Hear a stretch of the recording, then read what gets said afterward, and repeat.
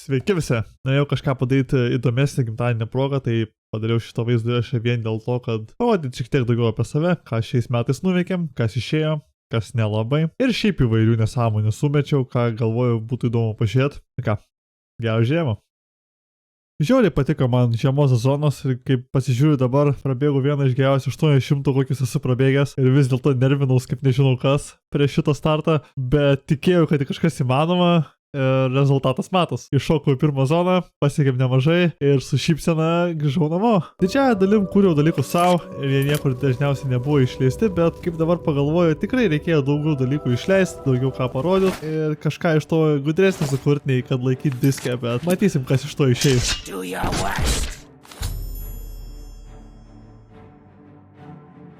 She saw me.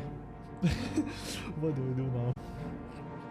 If I just unpause, the whole village will attack me. You know there is a big difference between what the game tells you and what the actual feel is. This weapon is like a coin flip. It can destroy anyone's game. Ant žalia viens bėga. Or it can make you disappointed.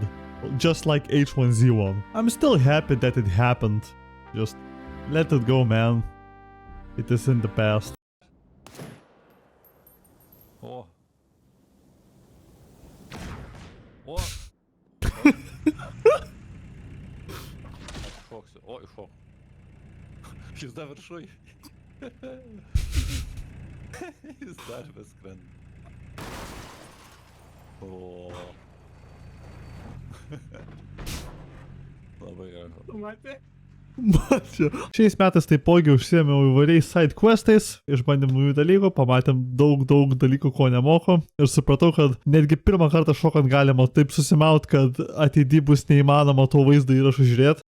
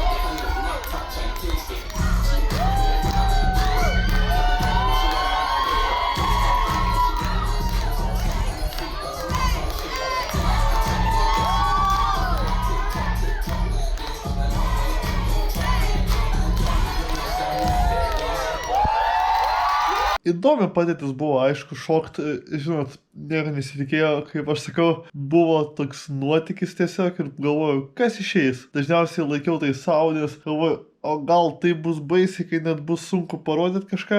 Aišku, viskas didžiąją dalim tai dariau tik dėl to, kad sutikčiau kažką naujo ir save iš komforto zonos išmėščiau, nes buvo įdomu pažiūrėti, ar įmetu save į aplinką, kur mažiausiai mokė, kaip elgsis. Savęs pažinimas, kaip aš sakau. Ir kaip pagalvojęs, šypseną prisimenu, kiek daug gerų prisiminimų ten buvo.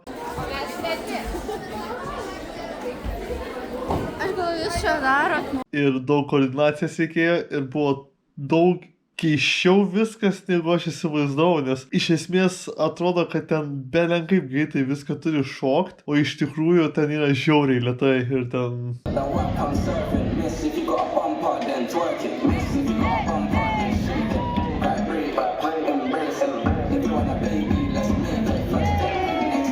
Žinai, iš šono, kai pasižiūrėjau, to visiškai kitaip, nei kaip ką pats jauti ir kiek yra to netikslumo ir kiek turi tiesiog savy turėti. O tą prisimenu tikrai. Šiek tiek sumečiau iš praeities dalykų, pažiūrėti, kaip atrodo dabar po jau keletos metų. Sakau, būtų visai įdomu, žinot, prisiminti, kaip ten viskas prasidėjo. Ir tikriausiai šitas eksperimentas buvo labai nusisekęs, nors tuo momentu, kai jį dariau, bėgti kiekvieną dieną į darbą buvo tiesiog kažkas, ko nebuvau matęs, kad kažkas darytų. Ir tiesiog mėginau, o gal išeis.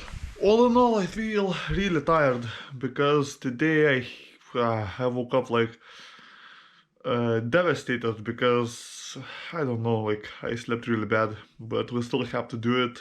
Well, it's kind of really difficult. The first one is done. I went to sleep like 1 hour later, and it feels like, oh my god, today I'm gonna go to sleep at the right time because, oh my god. And of course, we are back in the afternoon. Actually, this run was pretty damn amazing, considering that I have been pretty hurting in the morning. Well, it's winter all over again, as you can see. Man,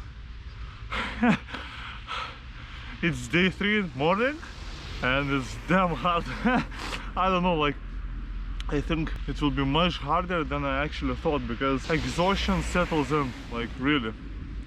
I don't feel my legs today. Well, we are back yet again. Actually, I thought today wasn't gonna be so cold, but it's -8, man. It's a winter damn run again.